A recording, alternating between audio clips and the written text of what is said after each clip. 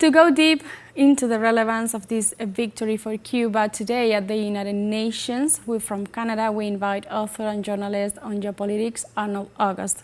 Hi, Arnold. Thank you for joining us today. Thank you for having me once again. It's a pleasure.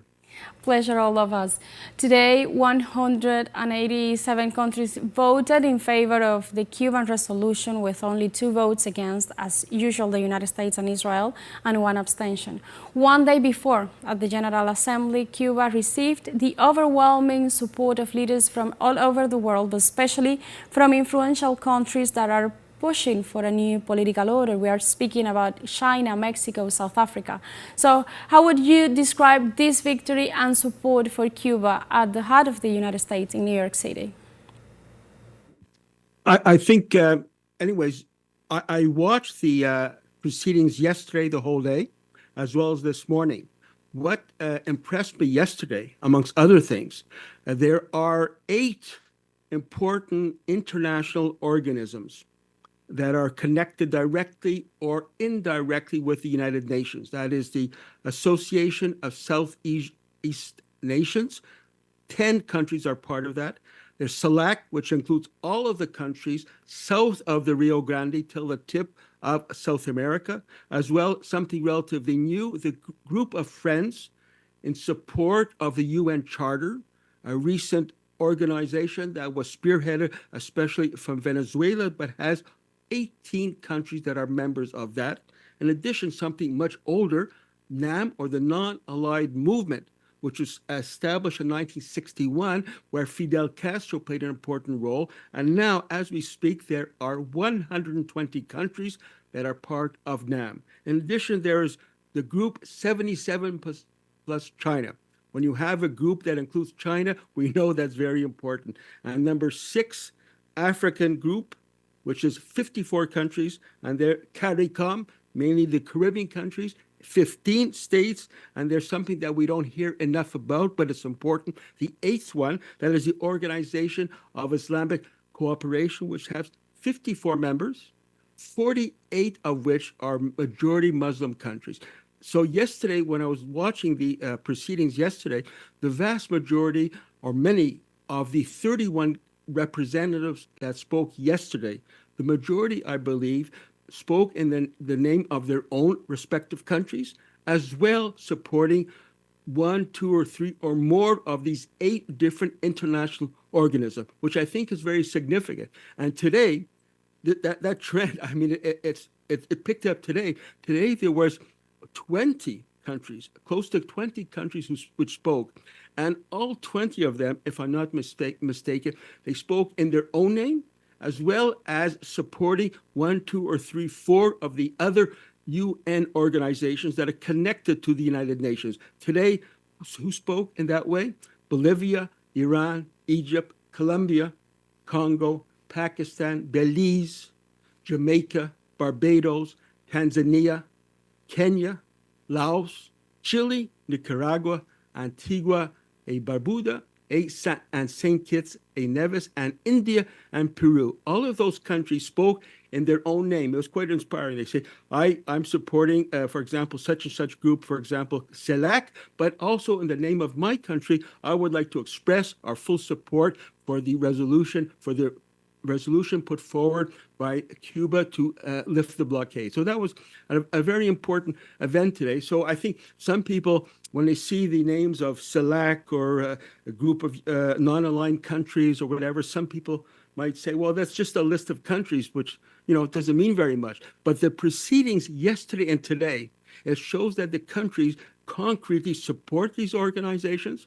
And in fact, the countries individually, as well as these 8 organizations connected directly or indirectly to the United Nations, reflect all of humanity. So it was quite an inspiring thing. Of course, we knew the outcome of the vote, and I think what is very clear, like all of the global South, Eurasia, voted in favor of Cuba. But who did not vote in favor of Cuba?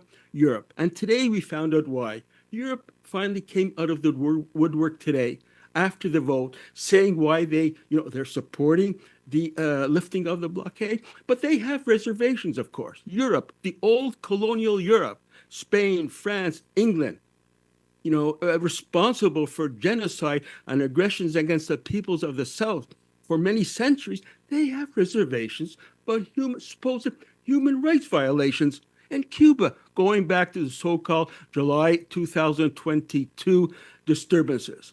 So they registered their vote. And so, but I think, I just think one other thing I would like to raise, if I may, like what has changed between last year and this year? What has changed is the situation in Palestine.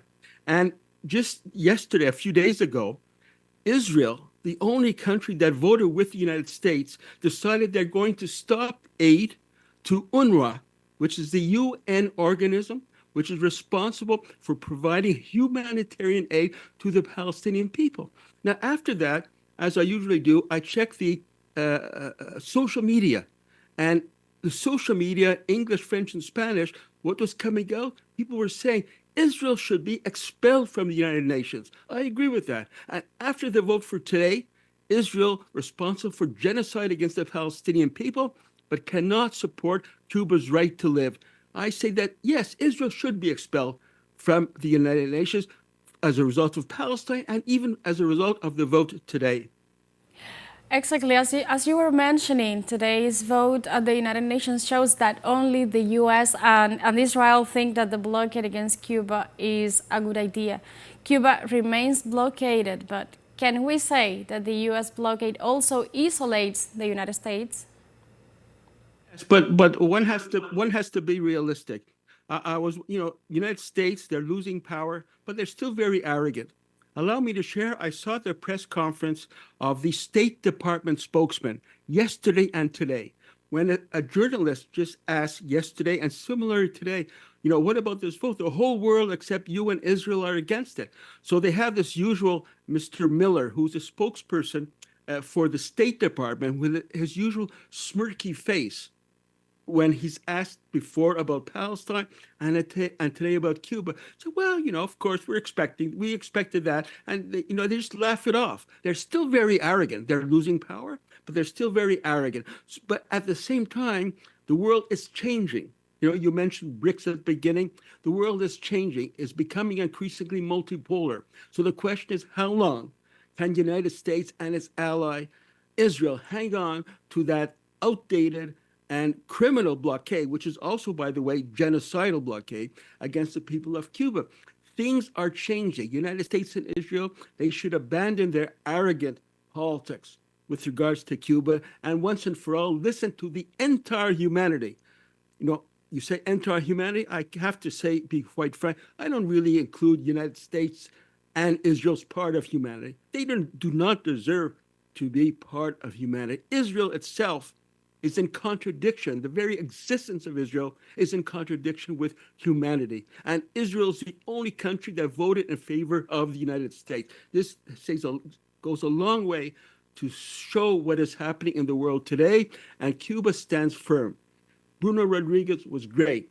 He evoked the memory, the legend of Fidel Castro as someone who stands up against U.S. imperialism, irrespective of what is being the attacks that are being launched against the island. This is the legend of Fidel Castro, which is living today.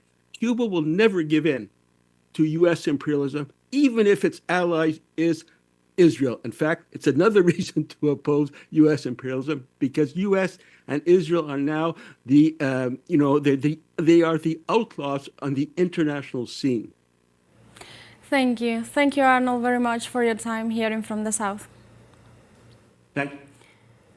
From Montreal, Canada, we were listening to author and journalist on geopolitics Arnold August in the context of the victory of Cuba during the vote of the United Nations General Assembly of the draft resolution against the U.S. blockade.